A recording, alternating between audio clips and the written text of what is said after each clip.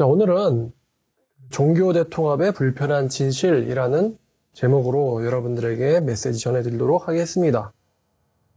유재석 씨가 나오는 뉴키즈 온 더 블럭이라는 프로가 있습니다. 근데 이 프로를 보면 굉장히 다양한 사람들을 초대를 해서 방송을 하시는데 이번에 어떤 분들을 3명을 초대를 했는데 한 명은 스님이고 한 명은 개신교 목사고 다른 한 명은 신부님이에요. 자, 근데 이 이제 새 종교의 지도자들, 스님과 목사님과 신부님, 이렇게 3명을 모셔놓고는 같이 좌담, 자기 이야기, 이런 것들을 이제 하셨더라고요. 근데 이 시청자 여러분들이 그것을 보시면서 이 종교에 대해서 좀 오해를 하실 것 같다는 생각을 제가 하게 됐습니다. 어떤 오해냐 하면은 종교의 이 목적이라든가 의미라든가 이 개신교의 목적이나 의미 이런 것들에 대해서 이 유키즈 온 더 블럭이 잘못된 이야기를 전해주고 있구나 라는 것을 제가 발견을 하고 시청자 여러분들이 종교나 기독교, 개신교에 대해서 잘못된 이해를 가지지 않으셨으면 해서 이 영상을 제작하게 되었습니다. 먼저 이 스님과 신부님과 목사님 이렇게 3명이 나왔다고 했는데요. 제가 이 3분의 대답을 보면서 진리를 이야기하고 있는지를 먼저 여러분들에게 분석을 해드리고 그 다음에 이 종교 통합이라고 하는 주제에 대해서 조금 언급을 하고 오늘 마치려고 합니다. 자, 근데 이제 먼저 여러분들이 알고 가셔야 되는 문제가 있는데 스님과 목사님과 신부님, 여기서 스님과 신부님은 모르겠지만 목사로, 이제 개신교 대표로 나온 이 목사님은요, 교리적이나 사상에 문제가 있어 보이는 사람입니다. 시청자 여러분들이 이분은 기독교를 대표하겠군, 개신교를 대표하겠군 이라고 생각하실지 모르겠지만요, 이 목사님이 기독교를 대표하는 사람은 되질 못합니다. 여러분들이 그거를 좀 알아두시고 보셔야 돼요. 아마 사람들은 개신교 목사들은 다 저런 줄 알 거야, 그렇게 생각을 할 것 같거든요. 근데 그렇지 않고요. 자, 이제 이 3분의 종교인들, 스님과 목사님과 신부님, 이 3분에게 첫 번째로 이제 던져진 질문이 이것입니다. 왜 나는 종교인이 되었는가? 왜 나는 스님이 되었는가? 왜 나는 목사가 되었는가? 왜 나는 신부가 되었는가? 여기서 이 스님의 대답이 좀 흥미롭더라고요. 이 스님이 이렇게 말씀을 하세요. 자기가 왜 스님이 되었느냐? 왜 출가를 했느냐? 자기가 이제 어렸을 적부터 몸이 아팠답니다. 그러다 보니까 이 시골에서 살면서 이런 생각들을 하게 됐대요. 나무를 보면서 저 나무는 언제부터 저기에 있었지? 그리고 나는 왜 시골에서 살게 됐지? 나는 죽으면 어디로 가는 걸까? 나는 죽으면 어디로 가는 걸까? 이 3가지 질문을 떠올리면서 이것과 연관된 생각들을 하다 보니까 출가를 하게 되었다, 이렇게 말씀을 하셨습니다. 근데 제가 불교의 한계로 보고 있는 것 중에 하나가 이분이 스님이 되게 만들었던 이 질문들에 대해서 과연 불교가 대답을 할 수 있는가라는 것입니다. 왜 저 나무는 저기에 있을까? 여기에 대해서 불교가 대답을 할 수 있는가? 그래서 그 스님한테 이렇게 물어보고 싶더라고요. 스님, 그 어렸을 적에 가졌던 질문에 대해서 답을 찾으셨나요? 나는 왜 시골에서 살게 되었는가? 나는 죽으면 어디로 가는가? 여기에 대해서 이 불교로 답을 찾으셨나요? 이런 질문을 하고 싶습니다. 불교에서 대답이 나올 수 있는 질문이 아니거든요. 그 나머지 이제 2분 같은 경우, 이 신부님과 목사님, 이분들은 뭐 자기가 교통사고 났을 때, 아니면 신부 옆에서 돕는 거를 보면서 굉장히 그게 멋있어 보여서, 뭐 이런 이유들로 이제 종교인이 되었다라고 하시더라고요. 자, 그 다음에 또 시청자 여러분들이 흥미롭게 보실 만한 이 질문이 있었는데, 길을 가다가 전도를 당했을 때, 전도하는 사람에게 잡혔을 때, 전도를 당했을 때, 이때 이제 스님과 목사님과 신부님의 이 대답들을 보면서, 특히 이 부분이 저는 중요하다고 생각하는데, 이분들의 대답을 보면서 과연 이분들이 정말 실력이 있는 진실한 종교인인지에 대해서 제가 좀 생각을 해보게 됐어요.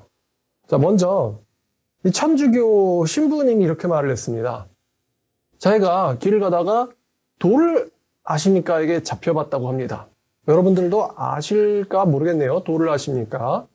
뭐 조상님 하면서 접근하는 사람들이 있죠. 근데 이제 이 신부님이 이 도를 아십니까? 이분들한테 이렇게 대답을 했다는 거예요. 그냥 가시라고. 그러자 이제 그 사람이 한 번 더 이렇게 붙었나 봐요. 그랬더니 혹시 노자경 도덕경 1장을 아십니까? 저도 도 닦은 지가 10년이 넘었습니다. 그냥 갈 길 가세요. 신부님이 이렇게 대답을 했다고 합니다. 그 다음에 이제 개신교 목사님이죠. 이 개신교 목사님이 전도하는 사람에게 잡혔을 때 이렇게 얘기를 하셨어요. 내가 목사임에도 불구하고 나에게 전도하는 개신교인을 봤다. 처음에는 이제 수고하십니다. 보기 좋습니다. 이러다가 그래도 쫓아오면은 이렇게 말을 하셨다고 합니다. 제가 목사입니다. 이렇게 이야기하니까 떨어져 나가는 사람들이 있다. 제가 목사입니다. 이렇게 얘기를 해야 떨어져 나간다. 이렇게 이야기를 하셨어요. 또 개신교인들이 열성적이다 보니까 길거리에서 불편한 구호를 외치면서 때로는 부정적인 표현을 하는 사람들이 있잖아요. 하면서 덕이 안 된다. 그 다음에 이제 옆에 있는 스님한테 기독교 대표로서 죄송하다.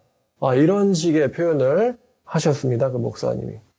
자, 스님이 길 가다가 전도하는 사람에게 잡혔을 때 자기는 이제 전도지를 들고 있는 사람한테 잡혔던 모양이에요.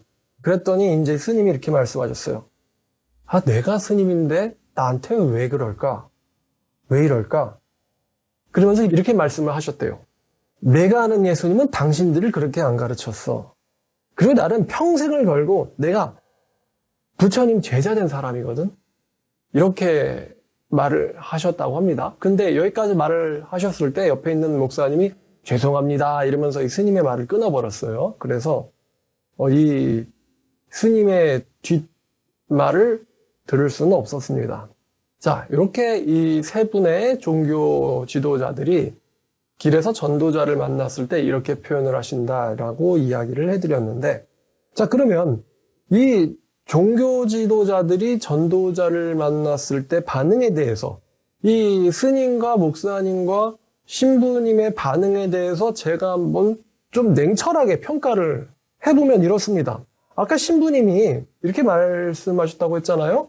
자기가 도를 길에서 만났는데 그 사람들한테 그냥 가시라고 한 다음에 그래도 오니까 노자경 도덕경 1장 아냐 이렇게 물어봤다고 했어요. 나도 도 닦은 지 10년이 넘었는데 그냥 갈 길 가라 이렇게 얘기를 했다고 하는데요. 도대체 이 도를 아십니까? 이 도를 만났는데 걔네들한테 노자경 도덕경 1장 이야기가 왜 나와야 됩니까?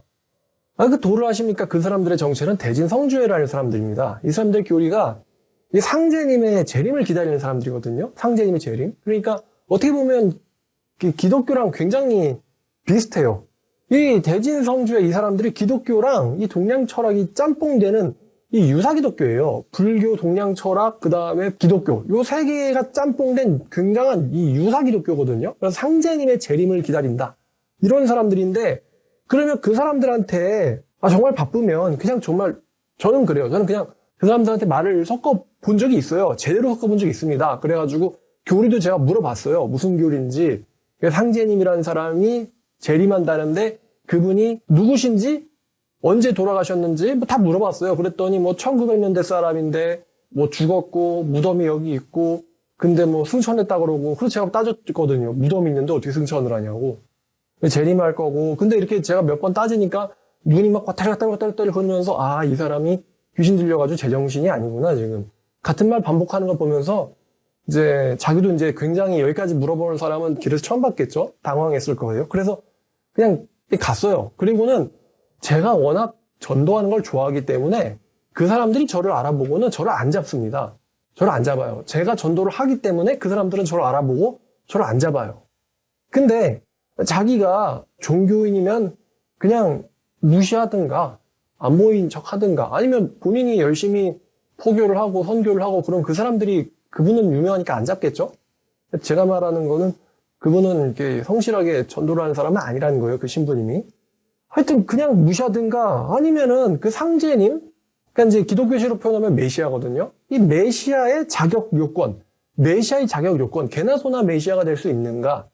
아니면 또 메시아의 재림에 대해서 성경을 가지고 말해야지, 이제 천주교 버전으로 성서겠죠? 성서를 가지고 메시아의 자격 요건과 메시아의 재림에 대해서 설명을 해야지, 거기서 왜 노자의 도덕경 이야기가 왜 나옵니까? 천주교 신부한테서. 그러면 노자의 도덕경, 그럼 노자가 메시아입니까? 그 도덕경이 진리예요? 천주교에서 그렇게 가르칩니까? 신부에게 도가 접근했으면 신부가 당연히 성서로 이야기를 해야 될 거 아니에요. 근데 노자가 왜 나오고 도덕경이 왜 나와요?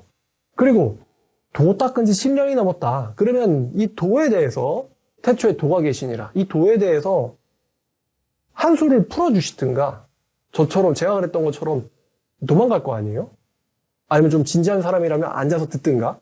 근데 도 닦은 지 10년이 넘었지만 그냥 가시라고. 이게 10년 동안 도 닦은 사람의 태도일까요? 한 분야에서 10년 이상을 매진했으면 그 사람은 그 분야에 대해서 고수라는 소리가 들릴 수 있거든요. 그럼 발차기를 10년 했다. 그러면은 한번 발차기를 저한테 배워보실래요? 그럼 제가 발을 찬 지 10년이 됐습니다. 하면서 이제 얏! 한번 보여주면은 오 이러고서는 한 수 이렇게 부탁드립니다. 라든가 아니면 뭐 아주 정말 한 점의 군더더기 없는 송곳 같은 발차기였습니다. 제가 고수를 몰라봤습니다. 이러고 가겠죠? 근데 그냥 가시라고. 이러면은 10년 동안 도 닦았다라는 말이 설득이 안 되지 않을까요? 자, 그 다음에 이제 이 스님에게요. 스님의 이 반응에 대한 냉정한 평가를 하면 이렇습니다. 내가 스님인데 나한테 기독교인이 전단지를 가지고 나와서 왜 그러나. 자, 그러면 이제 스님은 일단 종교인이니까 다른 종교에 대한 이해가 좀 필요하겠죠? 기독교인들은요, 불교에 구원이 없다고 봅니다. 같이 패널 나오신 목사님처럼 불교를 믿어도 괜찮다고 생각하는 게 아니고요. 불교에는 구원이 없다고 봐요. 그 스님이 그렇게 얘기했어요. 자기 조카가 자기를 보더니 자기 엄마한테 엄마, 사탄이야. 이렇게 말했다고 해요. 근데 그 왜 그렇게 말하는지 기분만 나빠할 게 아니라 이 불교에는 구원이 없다고 봐요. 불교에는 구원이 없다. 그리고 불교를 다니면 스님이든 뭐든 지옥 간다고 봅니다. 그러니까 스님이든 불자든 기독교인들은 전도를 하는 거예요. 기독교인들 세계관에서는 사람이 죽으면 천국 아니면 지옥 갑니다. 예수님 믿지 않으면 전부 다 지옥 가요. 그러니까 스님이네.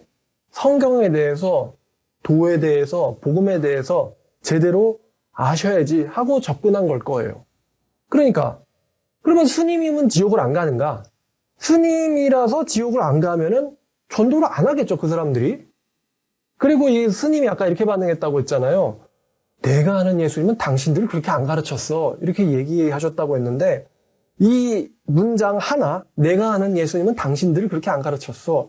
이 문장 하나에서 제가 이 5가지의 이상한 점을, 잘못된 점을 제가 발견을 했거든요.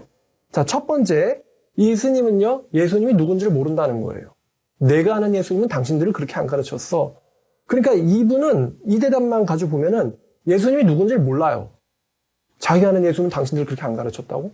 자, 그 다음에 2번, 예수님이 어떤 가르침을 주셨는지 그 스님은 몰라요. 예수님이 누군지를 모르고 예수님의 가르침이 뭔지를 모릅니다. 3번, 그리고 이 스님은 예의가 없어요. 한국어 표현에서 당신이란 표현은 2인칭이긴 하지만 일상적으로는 무례하다고 느껴지는 표현입니다. 물론 문맥에 따라 다르죠. 당신에게 고품격 서비스를 제공해 드리겠습니다. 이럴 때 당신은 그냥 2인칭으로 쓰이는 거죠. 당신 말 똑바로 해봐. 이렇게 얘기하면 뒤에가 이제 반말로 끝났잖아요. 그러면은 당신이라는 것은 약간 상대방을 격하하는 느낌이 들어있어요. 무시하거나 멸시하는 느낌이 들어있습니다. 한국어 표현에 그래요. 당신 지금 뭐라고 말했어? 이러면은 이 당신이란 표현이 기분 나쁘게 들리거든요. 근데 길에서 초면에 처음 만난 사람에게 자기에게 전도를 했다는 이유로 내가 아는 예수님은 당신들을 그렇게 안 가르쳤어. 지금 끝이 또 반말로 끝났잖아요. 그럼 당신이라는 표현은 상대방을 격하시키는 표현이거든요. 자기 전도한다는 이유로 상대방을 격하시킨다. 예의가 없는 거죠. 그리고 4번째, 내가 아는 예수님은 당신들을 그렇게 안 가르쳤어. 이분은 예수님이 누군지도 모르고 예수의 가르침도 뭔지 모릅니다. 근데 지금 이 멘트는 아마 여러분들이 여러 번 들어본 적이 있거나 사람들이 많이 하는 멘트일 거예요. 예수님이 진짜로 저렇게 가르쳤을까? 근데 그러면 이 스님이라는 건 남들이 하는 말을 그냥 생각 없이, 줏대 없이 따라하는 사람이에요. 남들이 한 말을 따라하는 그냥 줏대없는 사람이다라는 걸 이 스님을 보고 알 수 있어요. 다섯 번째, 이분이 아까 한 말, 내가 아는 예수님은 당신들을, 이 내가 아는 예수님이라고 하는데 제가 이 말을 들으면서 정말 황당했습니다. 예수님이 정말 성경 한 장은 제대로 읽어보고 이런 말을 하시는 건가? 내가 아는 예수님은? 예수님은 어떻게 알았어요? 내가 아는 예수님은? 진짜 제가 거의 이거는 뭐 제가 이분이랑 대화 안 해봤지만 100%예요. 이분은 성경 한번 제대로 읽어본 적 없고 남들이 하는 말 그냥 듣고서는 자기 상상 속에 그냥 종교 메시아 성인을 그냥 상상한 거예요. 상상한 거예요. 자기 상상 속에 종교 메시아 지도자를 상상한 다음에 그 상상 속의 인물인 예수에 따르면은 당신들이 그렇게 안 가르쳤다. 이렇게 말하는 되게 황당하죠? 예수님이 진짜로 어떤 말씀하셨는지는 모르고 하시는 거예요. 이분이 이제 새 종교, 기독교, 천주교, 불교를 가지고 우리나라에서 불교가 종교계 형님이다라고 말씀을 하셨는데 제가 여기에 대해서 좀 할 말이 있거든요. 예수님이 머리를 빡빡 깎고는 절에 들어가서 중이 되는 것도 말이죠. 사실은 미국에 기독교인들이 없었으면 불가능한 일입니다. 무슨 말이냐 하면은 미국의 기독교인들이 2차 세계대전 때 와가지고 일본을 상대로 승리를 거두지 않았더라면은 후쿠시마, 히르, 그 다음에 나가사키 여기에 핵폭탄 떨어뜨리고 태평양 전쟁에서 일본 전쟁에서 제2차 세계대전에서 미국 사람들이 와서 이겨주지 않았더라면요. 또 이 미국의 기독교인들이 6.25 때 와서 저 북한 공산당 괴뢰군들을 상대로 승리를 거둬주지 않았더라면요. 우리나라의 불교고 나발이고 싹 다 북괴 공산당 괴뢰 분자들이 됐었을 겁니다. 아니면 전부 다 처형당했겠죠. 그 기독교인들이 우리나라에 와가지고 종교의 자유를 지켜주었고요. 표현의 자유를 지켜주었고요. 신체의 자유, 재산의 자유, 생존권을 지켜주었기 때문에 스님도 되고요. 신부도 되고요. 목사도 되는 거지요. 만약에 미국의 기독교인들이 와가지고 우리나라를 지켜주지 않았더라면요. 당신은 스님도 되지 못했을 거예요. 그러니까 기독교인들과 그 하나님에게 고마워하셔야 됩니다. 자기가 스님으로 살 수 있는 거에 대해서. 자기가 절에서 불당을 청소하고 그 불상을 닦고 길을 쓸 수 있는 그런 자연 속에서 살 수 있는 그런 시간과 기회와 자유를 누가 주게 되었는지에 대해서 고마워해야 돼요. 그 스님은요. 불교가 종교계 형님이다라고 얘기하면 안 되고. 그래, 애당초요. 불교의 기원이라고 하면은 이 부처님, 고타마시 따르타, 이분이 기원전 이제 500년대 사람이에요. 기원전 6세기, 기원전 500년대 사람이에요. 그러면은 지금부터 2500년, 600년 전이란 말이에요. 제가 요즘 설교하고 있는 예언서 이야기보다도 훨씬 더 이제 미래 일입니다. 얼마 역사가 안 됐어요. 불교 이야기가. 제가 다윗 하면은 다윗은 3000년 전 사람이에요. 솔로몬 3000년 전 사람이에요. 아브라함 3200년 전 사람이에요. 성경 유대교 얼마나 역사가 오래됐는데 기독교 얼마나 역사가 오래됐는데 뭐 불교가 큰형님이다 그러면은 솔직히 좀 황당하죠. 자, 그 다음에 세 번째, 이 목사님이 전도자를 만났을 때 반응. 아까 이 목사님 뭐라고 말씀하셨냐면은 전도하는 사람에게 내가 목사입니다라고 말해야지 떨어져 나간다고 이야기했어요. 떨어져 나간다. 전도하는 사람을 가리켜서 떨어져 나간다라고 표현하는 목사님. 자, 이거는 어떤 거냐? 이 사람의 이 생각 속에는요. 전도자들을 뭐 양아치, 짐짝, 민폐, 호객꾼, 쓰레기 정도로 보는 거 아닐까? 그렇게 전도자들을 가리켜서 떨어져 나간다는 표현을 쓰거든요. 여러분, 떨어져 나간다라는 것은 사람한테는 써서는 안 되는 표현이죠. 그래야 그냥 가시더라고요. 이렇게 표현하면은 모르겠지만 떨어져, 너 먹고 떨어져 나가라. 먹고 떨어져. 이거는 상대방을 굉장히 비하하는 표현입니다. 먹고 떨어져라. 상대방을 무슨 그지, 양아치 정도로 보는 거죠. 근데 목사님이라는 사람이 기독교 전도자들에게 내가 목사입니다라고 해야지 떨어져 나간다. 이거는 이분의 이 생각을 좀 엿볼 수가 있거든요. 이분에게 이 전도라는 거, 그리고 전도자들에 대한 거에 대한 생각을 좀 엿볼 수가 있어요. 평소에 전도하는 개신교인들을 바라보는 당신의 시선이 좀 의심이 됩니다. 황당하죠? 목사가 전도자를 보면서 내가 목사라고 말을 해야지 떨어져 나간다. 분명히 그 전도자를 이렇게 말했을 거예요. 예수 믿고 구원 받으세요 라면서 이렇게 말을 걸거나 들러붙었을 거거든요. 이 예수 믿냐는 질문에, 예수 믿냐라는 전도자들의 질문에 제가 목사입니다. 이게 대답이 된다고 보십니까? 이 대화가 성립하나요? 예수님 믿으세요? 제가 목사입니다. 반론해 볼게요. 1번. 목사는 무조건 천국 가나요? 천국 목사라고 다 가는 거예요? 못 갑니다. 그 예수 믿고 구원받으라는 말에 내가 목사다. 이거는 대답이 되질 못합니다. 이거는 헛소리입니다. 이분이 자꾸 이 패널에서 이런 말을 해요. 이 프로그램에서 무슨 영화를 보면서 정말 종교 사기꾼들이 목사가 많이 됐겠구나. 뭐 목사들 중에 종교 사기꾼들이 많구나. 이런 말을 하고 싶은 것 같아요. 그럼 도대체 이분이 말하는 종교 사기꾼이라는 게, 종교 사기꾼 목사라는 게 뭘까라고 하니 아마도 자기랑 생각이 다르면, 혹은 자기를 싫어하는 목사님이 있다면 전부 다 종교 사기꾼으로 보지 않을까 싶거든요. 근데 저도 이 목사님의 대답을 보고서는 이 목사님을 싫어하게 됐어요. 어떤 목소리를 까고 봤는데, 일단은 전도자들을 대할 때 그렇게 하찮게 대하는 거 보고선 이 사람은 안 됐구만, 인간이 덜 됐네라는 생각을 갖게 됐고요. 두 번째로 이 사람은 목사로서 프로페셔널하지가 않네, 전문적이지가 않네라는 생각을 갖게 됐고요. 그러니까 이분은 무슨 종교 대통합을 위해서 그게 아니라 아마 기독교를 격화시키려고 나가지 않았나라는 그런 생각까지 들어요. 나 말고 다른 기독교인들은 전부 다 뭐 사기꾼들이고 쓰레기야, 하찮은 인간들, 이런 생각들을 전파하려고 거기 나가지 않았나, 이런 생각이 듭니다. 정말 황당하죠. 자, 이게 1번 예수 믿냐는 질문에 내가 목사다라는 대답이 말이 안 된다라는 거. 그 다음 두 번째는 전도하는 사람들을요, 양육해서 내보내야 되는 사람이 바로 목사입니다. 근데 이 목사님이 전도자를 보면서 내가 목사라고, 이게 말이 안 된다고 했어요. 목사님이 전도하는 사람들을 봤으면은 이렇게 해야 되지 않을까요? 뭐 아까 신부님이 자기가 도 닦은 지 10년 됐다라고 그랬는데 비슷한 느낌이에요. 전도는요, 이렇게 하면 어떨까요? 전도는 이렇게 하는 거예요. 라고 전도에 대해서 시범을 보여주던가, 자기가 목사면 말이죠. 아니면은 같이 전도를 해주던가. 전도하는 사람 만났어요? 같이 전도를 도와주는 거죠. 전도를 해주던가 해야지, 내가 목사다, 떨어져 나가라, 이게 뭐예요? 이상하죠? 자기가 스나이퍼 교관이에요. 스나이퍼를 가르치는 교관입니다. 근데 총 좀 쏘세요? 그러면은 제가 목사입니다, 뭐 이렇게 대답할 게 아니고, 잠깐 한번 줘보세요. 그러고서는 땅 하면서 딱 정중을 마치는 거죠. 이렇게 쏘시면 돼요. 방금 쏘실 때 보니까 팔에 좀 이렇게 흔들리셨거든요.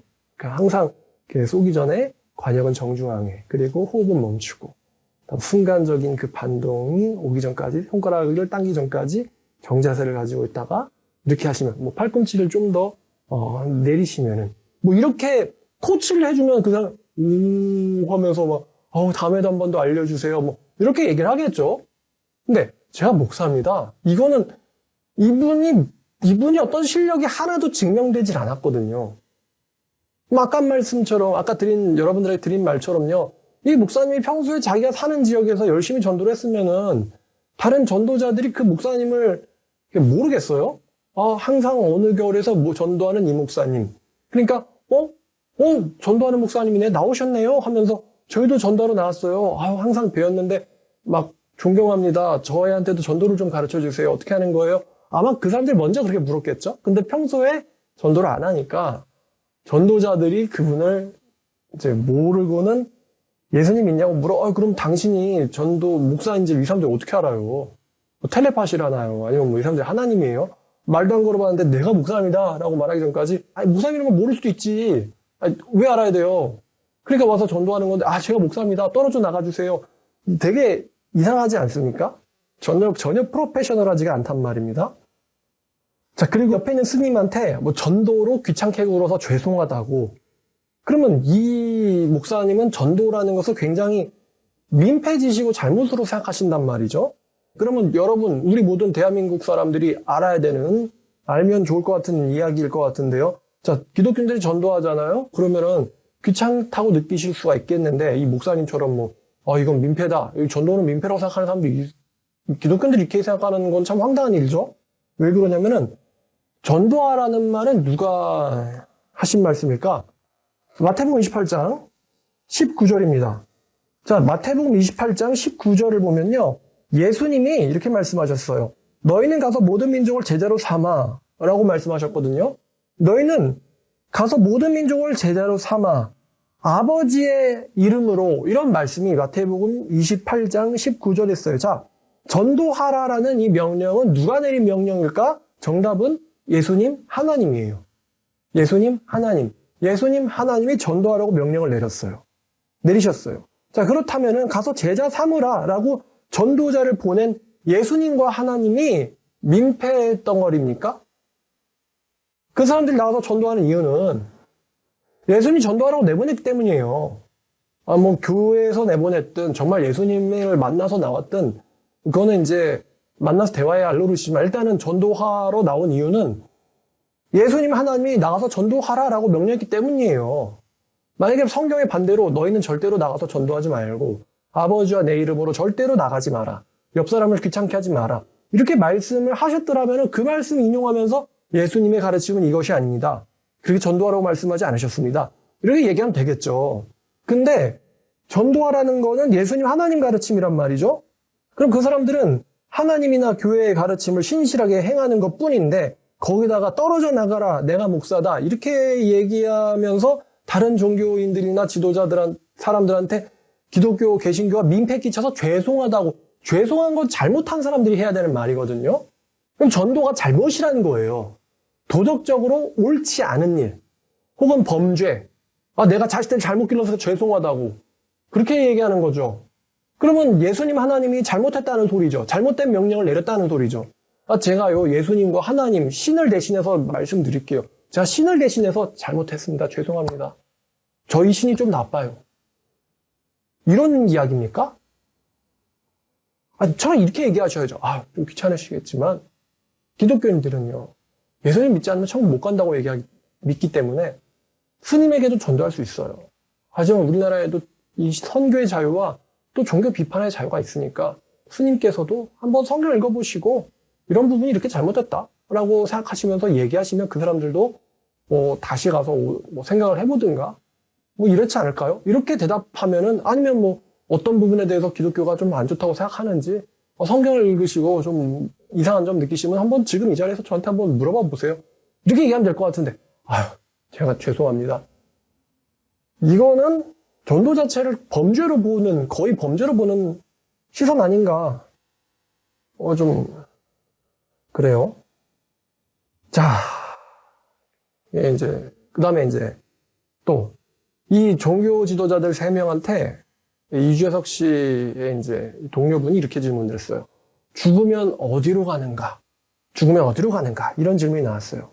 자, 그랬더니 이 스님이 이렇게 말씀을 하셨습니다.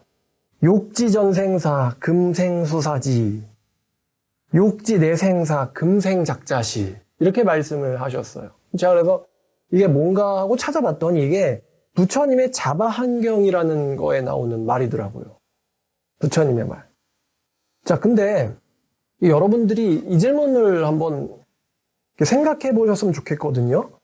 과연 진리는 어디서 오는 걸까? 진리는 어디서 오는 걸까? 인간이 진리를 만들 수 있을까? 이 질문, 되게 중요한 질문인데, 진리는 어디서 오는 것이며 진리를 인간이 만들 수 있을까? 한번 이 질문에 대해서 곰곰이 깊이 생각을 해보셨으면 좋겠어요. 응애응애 애기로 태어나서 밥 먹고 똥 싸고 하는 인간, 졸리면 자고 아프면 죽고 그런 맨날 먹고 싸고 하는 인간이 과연 진리를 만들 수 있을까? 죽으면 어디로 가는가라는 질문에 대해서 욕지전생사 금생수사지, 욕지내생사 금생작자시, 이렇게 대답을 부처님이 하셨다고 하는데 진리를 인간이 만들 수 있을까요? 먹고 싸고 졸고 눕고 하는 인간이 진리를 만들 수 있을까? 근데 그나마 이 한자어를 풀면 이래요. 이거예요. 전생을 알고 싶냐? 현생이 전생이다. 현생이 전생의 대답이다. 결과다. 이런 거예요. 네 전생을 알고 싶냐? 현생이 네 전생의 결과다. 근데 반론을 하면 이런데, 이 인도의 부처, 이제 네팔의 왕자님이 전생이 있다, 내생이 있다, 이건 어떻게 하실까? 인도의 부처님이 전생이 있다, 내생이 있다, 이거 어떻게 알아요? 전생에서 오셨어요? 아니면 내생을 가보셨어요? 부처님이 어떻게 알죠? 모르죠. 부처는 사람이에요. 사람. 왜 이 부처가 출가를 하고, 나름 해탈이라고 하는데, 해탈했다고 하는데, 왜 출가를 하게 됐죠? 자기가 왕자로 살아가지고 한마디로 금수저로 태어난 거 아니에요? 요즘 말로 하면은. 고생 안 하고 살다가 나가서 좀 산책하다 보니까 농사꾼들이 농사를 짓는 거 보고 인생이 괴로워 보이네? 궁정에선 안 보이던 병자들이 길거리에 보이는데 병이 걸리면 좀 아파 보이네? 이 철없는 어린애가 내가 금수저로 태어났구나. 이거를 느낀 거예요. 철없는 어린애. 당연한 거. 백성들이라면 알고 있는 일반인들은 죽어라 노동해야 돼. 또 아파서 왕족도 아니고 돈 없으면 고생해. 일반인들도 알고 있는 거를 이 왕자님은 모르셨어요. 이 금수저분이. 그거를 느끼고 나서 뭔가 깨달았어. 이거예요. 불교의 부처의 기원이라는 게. 근데 그럼 이분이 전생을 어떻게 하냐고요. 무슨 서울시장이 되는 사람이 요즘 혹시 전철비가 50원인가요? 이래가지고 이제 한번 구설수에 오른 적이 있었어요. 요즘 전철비가 50원 아니에요? 그러니까 이 사람이 도대체 일반인들의 그 물가도 모르면서 무슨 정치를 한다는 걸까? 여기 이제 충격받았거든요. 이렇게까지 저 금수저들이 현실을 모를 수가 있구나. 50원이에요? 무슨 1960, 70년대 이야기 하시는 거예요? 근데 이 부처님이 겨우 고작 그런 거를 깨달아가지고 이제 출가를 하게 됐단 말이에요. 근데 그 사람이 내생을 어떻게 하냐고. 전생을 어떻게 하냐고요. 이 현생의 진실조차도 진리도 아니야. 팩트조차도 모르는데 어떻게 그 사람이 전생을 어떻게 하냐고. 부처는 그걸 어떻게 알았을까? 전생이 있다는 거, 내생이 있다는 거. 설명 못하지. 아까도 드렸지만 과연 인간이 진리를 만들 수 있을까? 욕지전생사 금생수사지, 욕지내생사 금생적자시. 인간이 진리를 만들 수 있을 거예요? 제가 택주라는 사람이 1, 2, 3, 4는 5, 6, 7, 8. 5, 6, 7, 8은 90, 11, 12. 라고 택주님이 말씀하셨습니다. 이 진리야 이게? 수학의 끝은 어떻게 될까요? 수학자가 대답했습니다. 그러자 택주가 1, 2, 3, 4는 5, 6, 7, 8이요. 5, 6, 7, 8은 90, 11, 12니라. 라고 말씀하셨습니다. 이게 대답이 되냔 말이죠. 이 죽은 뒤 어떻게 되냐는 질문에 김진 목사님이 이렇게 말을 어쩌고저쩌고 하셨어요. 천국이 여기에만 있는 게 아니라 여기에도 있다. 그러니까 현실이 천국이다. 이런 얘기 줄줄이 하시니까 이 설명을 쭉 들은 유재석 씨가요. 이렇게 정리를 하더라고요. 불교의 가르침과 굉장히 비슷한 얘기 같다. 이렇게 정리를 해버렸어요. 유재석 씨가. 그러니까 이제 신부도 그 얘기를 듣고 우리도 사실은 거의 비슷한데 이러면서 이제 이야기를 했어요. 그럼 그거를 보면서 시청자들이 어떻게 이해하겠는가? 불교나 개신교나 천주교나 죽으면 어떻게 되느냐에 대한 질문과 대답이 거의 똑같단 말이죠. 근본적으로 이런 질문이 생기죠. 굳이 종교를 골라 믿을 필요가 있어요? 죽으면 어떻게 되느냐는 질문에 쉽게 표현하면 천국 갈까요? 이런 이야기겠죠. 극락 갈까요? 이런 이야기겠죠. 여러분들이 알기 쉽게 설명하면은 극락과 천국이 같은 곳이고 극락과 천국 가는 방법이 같다면요. 불교나 개신교나 천주교를 골라서 나눌 필요가 있어요? 구분할 필요가 있어요? 구분할 필요가 있냐고요. 목적지가 같은 곳이고 가는 방법이 같다면은 굳이 노선을 나눌 필요가 있냐고. 혼란만 얘기해야지 괜히 종교를 구분할 필요가 없단 말이죠. 그리고 더 종교 자체를 믿을 필요가 있어요? 이런 질문까지 들어오죠. 불교도들이 대답 못할걸요? 극락 누가 만들었냐고. 대답 못하죠. 지구도 부처가 못 만들었는데 극락을 어떻게 만들겠어요, 부처가. 그러니까 극락 누가 만들었냐? 전생은 어떻게 되는 거냐, 내생은 어떻게 되는 거냐, 이런 거 물어보면 모르지. 근데 그 사람한테 전생은 어떻게 된 거냐, 내생은 이거를 어떻게 알아요, 그 사람이. 굳이 종교를 나눠 믿을 필요가, 구분할 필요가 있냐? 인간이 진리를 만들 수가 있는 거냐?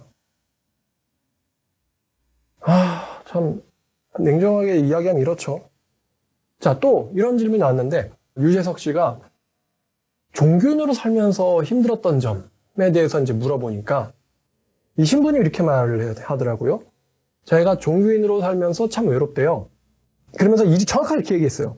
하느님은 사람을 같이 살라고 만들어 놓고서 왜 신부는 혼자 살라고 하신 걸까?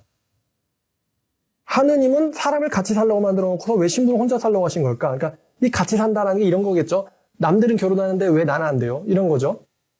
자, 이 말에서도 이 신부가 굉장히 이제 프로페셔널하지 않아 하는 거를 제가 이제 발견했는데, 과연 이 신부님의 말이 진리인가 팩트 체크를 한번 해볼까요? 하나님의 말씀과 같은가 확인해 볼까요? 자, 1번 이분이 뭐라고 했다고요? 왜 신부는 혼자 살라고 하신 걸까라고 얘기했다고 했잖아요. 하느님께서. 자, 1번 성경에 신부란 단어 자체가 없습니다. 그런 거로 신부는 혼자 살라라고 말씀하신 적도 있을 리가 없죠. 신부란 단어는 성경에 없거든요. 첫 번째 팩트입니다. 두 번째 팩트는요. 구약의 사제인 제사장들은 결혼했습니다. 이스라엘의 처녀 중에서 아내로 삼아 결혼하라고 성경에 써 있어요. 레위기에도 나오고 에스겔에도 나옵니다. 자, 그다음에 3번 세 번째 팩트. 신약의 사제인 감독도 결혼했습니다. 디모데전서 3장 2절부터 5절까지. 자, 그러므로 감독은 책망할 것이 없으며, 여기 감독이 이제 사제에 될 사람, 사제를 말하는 거예요. 감독은 책망할 것이 없으며 한 아내의 남편이 되어 절제하며 신중하며 단정하며 나그네를 대접하며 가르치기를 잘하며 술을 즐기지 아니하며. 여기 지금 신부가 어기는 거 또 나왔네. 금기. 성경에서 술을 즐기지 말라고 했는데 신부님은 참 주를 좋아하신다라고 말씀하셨어요. 그리고 자기가 두 주님을 섬긴다. 농담 따먹게 할 얘기는 아니거든. 두 주님이야? 술주정뱅이가? 술을 즐기지 아니하며 감독이 가져야 될 자질이에요. 구타하지 아니하며 오직 관용하며 다투지 아니하며 돈을 사랑하지 아니하며. 자, 4절 5절 보세요. 자기 집을 잘 다스려 자녀들로 모든 공성함으로 복종하게 하는 자라 할지며. 5절 잘 보세요. 사람이 자기 집을 다스릴 줄 알지 못하며 어찌 하나님의 교회를 돌보리요. 사람이 자기 집을 다스릴 줄 알지 못하며 어찌 하나님의 교회를 돌보리요. 이게 2절에 한 아내의 남편이 돼야 하는 이유예요. 한 아내의 남편이 돼야 하는 이유. 가정을 잘 다스릴 줄 모르면서, 그러니까 지금 가정을 가져본 적 없는 사람이 당연히 가정을 다스릴 줄도 모르는 거죠. 자동차를 가져본 적 없는 사람이 자동차 운전할 줄도 모르는 것처럼, 그럼 신부는 가정이 없잖아요. 가정을 다스릴 줄 모른단 말입니다. 근데 바울이 뭐라고 말했냐면요. 가정을 다스릴 줄 모르는 사람이 어떻게 하나님의 교회를 돌보겠냐. 그러므로 사제는 한 아내의 남편이 되어야 한다라고 바울이 말했어요. 아주 논리가 완벽하죠? 신부가 한 말이 얼마나 정말 비전문적인지를 지금 제가 낱낱이 까발리고 있는 거예요. 자, 그 다음 네 번째, 아주 강력한 팩트인데, 1대 교황이라고 하는 예수님의 수제자 사도 베드로 유부남이죠. 결혼했어요. 사도, 1대 교황, 베드로, 거의 뭐 천주교에서는 서열 3위쯤 되는 인물이죠. 마리아, 그 다음에 이제 베드로. 왜냐면 베드로한테 교회 키를 줬다고 하니까. 근데 결혼했단 말이에요, 베드로는. 그런 고로 신부는 혼자 살라라는 말은 성경 어디에도 없으며 하나님의 말씀도 아니고 진실도 아닙니다. 대답이 되셨습니까, 신부님? 그러니까 종교인들이 세상 사람들 앞에 나와서 진리를 이야기하죠. 왜 어디 있지도 않는 거짓말을 하고 있는 걸까? 그러니까 이제 대중들의 종교에 대한 인식이 더 저열해지잖아요. 저급해지고. 물론 돈 들여서 보는 건데 싸우는 모습보다는 지들끼리 화기애애한 모습이 보기 좋겠지. 근데 화기애애하면서도 뭔가 대화는 할 수 있잖아요. 미국 사람들 보면은 입장이 다른 두 사람들이 나와서 서로 날선 토론을 하지만서도 기분 좋게 마무리하면서 끝낼 수도 있잖아요. 근데 그런 성숙한 토론 문화가 우리나라에 없다니까요. 그냥 그런 거 그냥 좋은 게 좋은 거다 이러고 헤헤 하고 끝내버리면 시청자들의 이 수준이 발전이 안 될 거 아니에요. 아주 보면서 왜 이걸 돈 주고 봐야 되나? 그런 생각이 들 정도로 실망스럽다니까요. 배울 것도 없고, 대표성도 없고, 허접하고, 하느님이 한 말도 아닌데, 하느님이 한 말이랑 구라를 치면 안 되잖아요. 자, 마지막으로, 이 스님이 종교를 믿어야 되는 이유에 대해서 뭐 이런 이야기를 하던데, 자, 뭐 스님이 두 가지 이유를 얘기했어요. 내 삶이 평안해졌다. 내 삶의 의미를 찾게 되었다라고 했는데, 스님이 말입니다. 근데 이런 그런 반론이 가능하거든요. 불교인만 평안할까요? 그러면? 불교를 믿는 목적, 평안해지니까. 그럼 반론인 이런 거잖아요. 불교인만 평안할까? 솔직히 또 까고 말해서요. 산에서 낙엽이나 쓸면서 평안하다고 말하는 사람이랑 진리를 위해서 구타당하고 감옥에 갇히고 매도 맞고 죽을 고비 여러 번 넘기면서도 억울해서 막 눈물 질질 흘리고 막 죽고 싶을 정도로 괴로울 수도 있는 상황인데 감옥에 갇혔는데도 불구하고 마음이 평안하다. 이렇게 말하는 사도랑 이 수준이 그래야 같나? 산에서 뭐 불편할 일이 뭐가 있어요? 산에서 불편할 일이? 산에서 불편할 일이? 요즘에 뭐 산에도 뭐 다 전기 들어오고 수세식일 거 아니에요. 산에서 불편할 일이 뭐가 있어요? 낙엽 떨어져가지고 쓸어야 되는 일이 생기는 거? 거기서 평안하다고? 그게 일반 모든 사람들이 느낄 수 있는 거예요. 출근 전쟁에 아침에 전철 타면은 막 사람 콩나물 시루처럼 이러고 껴가지고 왜 이렇게 더운 거야? 왜 이렇게 추운 거야? 저 사람 왜 이렇게 날 미는 거야? 저 인간은 왜 새치기 하는 거야? 이런 거에 틈바구니 속에서 저 업체는 왜 저러는 거야? 저 직원은 왜 그러는 거야? 저 부하는 왜 저래? 이런 틈바구니 속에서 삶이 평안해진다. 이 가능해요? 불교로? 산에서 낙엽이나 쓰면 가능하겠지. 근데 기독교의 사도들처럼 자기 때문도 아니고 자기 욕심 때문도 아니고 하나님 때문에 온갖 모진 박해 죽음의 고비 같은 거 넘김에도 불구하고 마음속에 평안하다라고 얘기하는 거. 주님 하나님의 평화가 너에게 있기를 원하노라. 이게 더 수준 높은 거 아닌가? 그러니까 평안해진다라는 게 불교에서만 가능하냐 이거죠. 그럼 반대로 다른 곳에서도 가능하다면 왜 불교를 믿어야 되지? 그리고 두 번째, 이 스님이 이렇게 말씀하셨어요. 내 삶의 의미를 찾게 되었다. 제가 여기에 대해서 반론할 게 많다고 했어요. 삶의 의미, 태어난 목적, 이 나무는 왜 여기에 있는 걸까? 존재 목적을 불교로 설명이 되나요? 설명이 안 되지. 안 되죠. 나무는 왜 저기 있다? 인생은 뭐다? 죽으면 어디로 간다? 이거 어떻게 대답해요? 극락이 있는지 없는지도 모르고 영혼이 있는지 없는지도 모르고 불교는 그냥 잘 다듬어진 어떤 사상에 불과할 것 같은데 삶의 의미를 찾게 되었다. 삶의 의미가 뭐예요? 그래서 불교인들한테 한번 진짜 진지하게 물어보고 싶은데 불자님들한테 삶의 의미란 무엇입니까? 삶의 목적은 무엇입니까? 라는 질문에 의해서 진리를 이야기해봐요. 답이 안 될걸요? 그 답이 나오면 벌써 해탈해가지고 내려왔지. 속세로. 답이 안 되니까 자기들 아직도 절에 있는 거 아니야. 답이 돼가지고 깨달았어가지고 해탈해가지고 열애가 되었으면 내려와야지.